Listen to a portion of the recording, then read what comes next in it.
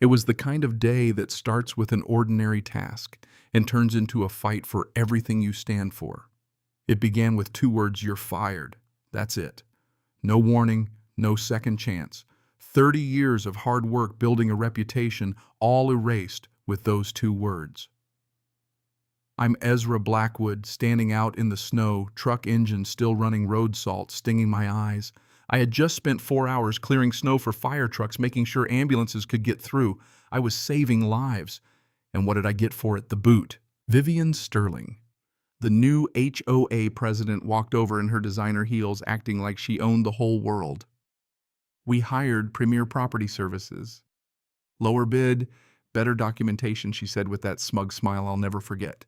Lower bid. I couldn't believe it. She was firing me, the guy who'd kept this place safe for decades, to save a couple bucks. I stared at her, this pharmaceutical exec who'd never even touched a snow shovel, and I thought, lady, you've just bought yourself a disaster.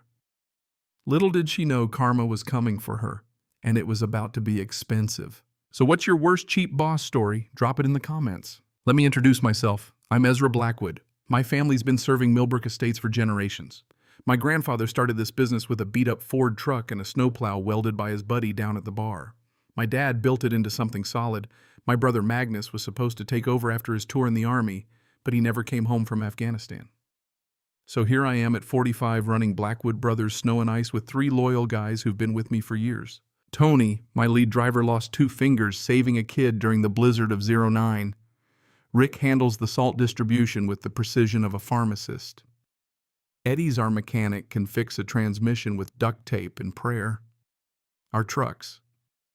Not pretty, but they work. We've never missed a storm, never left anyone stranded, never charged extra on Christmas Eve. Millbrook Estates has been our bread and butter since 1994. 47 homes tucked in the rolling hills of Pennsylvania, made up of old-timers who remember when this place was just farmland and newcomers chasing quaint charm. Dorothy Finch, 83, bakes cookies for us every December. Harold Martinez runs the fire department from his kitchen. Real hard-working folks who understand what it means to help each other. Then came Vivian Sterling. Vivian moved in, bought the old mill owner's mansion with cash. She came from the corporate suburbs, driving a BMW and wearing sharp suits. Within 6 months, she'd infiltrated the HOA board like a virus. Within a year, she was the president, promising to modernize the neighborhood. First target. All the old deals that had been keeping this place running smoothly.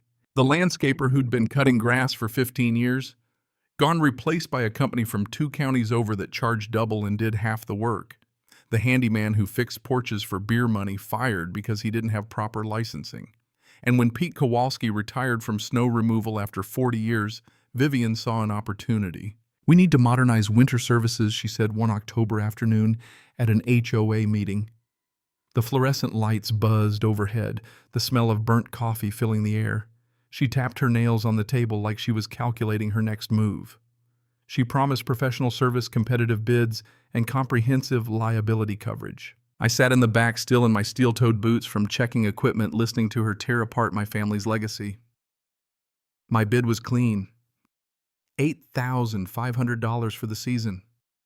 Same price I've charged for 3 decades. We've always been there in an emergency, keeping the roads safe with enough rock salt to make sure no one slips. Then Premier Property Services submitted their bid. $6,200. Marcus Webb, the owner, looked like he had stepped out of a construction site catalog. New hard hat, spotless boots, clipboard full of insurance certificates. His trucks looked brand new. They promised state-of-the-art equipment and digital tracking. $6,000 to keep 47 families safe through a brutal Pennsylvania winter. The math didn't add up unless you cut corners, and that's exactly what they were doing. Dorothy Finch raised her hand, asking why we'd abandoned the loyalty of the Blackwood family after 30 years. Sterling's response: cold. Mrs. Finch's sentiment doesn't protect residents from lawsuits. The vote went through 4-3, and just like that, my family's work was replaced by a cheap contractor. I walked out into the October air, the smell of wood smoke in the distance, feeling betrayed. I knew what was coming. Winter would hit, and cheap contractors don't show up when the storm hits hard. November came, and sure enough, the calls started pouring in. Not from Sterling, she made it clear my services were over. These calls were from neighbors, people who remembered what competent snow removal looked like. Dorothy Finch called me first. Ezra, I hate to bother you, but it's 8 a.m. and nobody's touched our driveway. By noon, Premier Property Services finally showed up with 2 trucks. They couldn't have been older than 25, scraping the roads like they were playing a video game. They missed 3 cul-de-sacs, leaving the elderly residents buried under 18 inches of snow.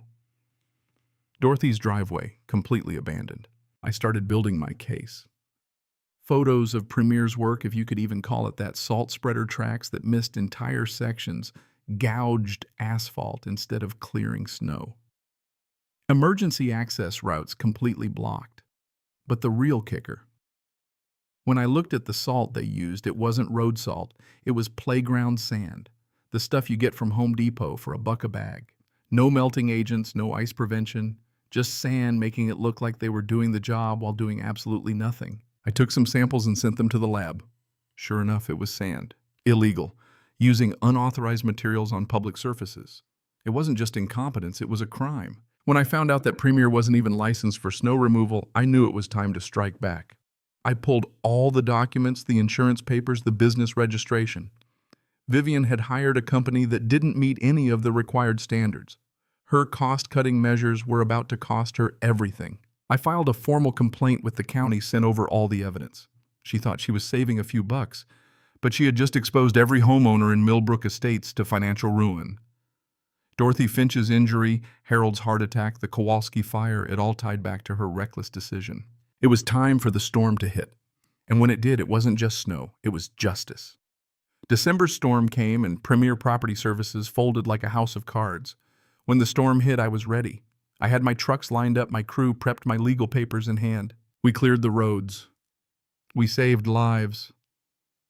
And Vivian Sterling. Her mansion was the only driveway that was clear, serviced by a private contractor. The rest of us, we were buried under a foot of snow because she cut corners. The best part, the county investigated. Her entire scheme unraveled.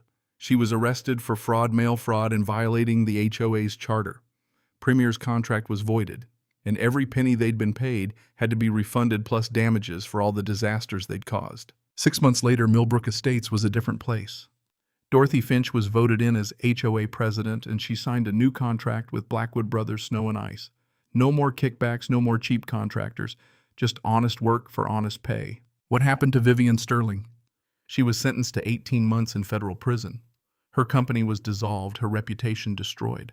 The man who'd abandoned entire communities for profit was now the one facing a broken-down car and a bill he couldn't pay. The real victory, what Dorothy and I built from the wreckage. New charters, new rules, new priorities. We built a neighborhood where people look out for each other. A community where trust isn't sold to the highest bidder, and where neighbors are more important than profit margins. But here's the real question. How many HOA boards are out there right now, cutting corners, sacrificing safety for savings?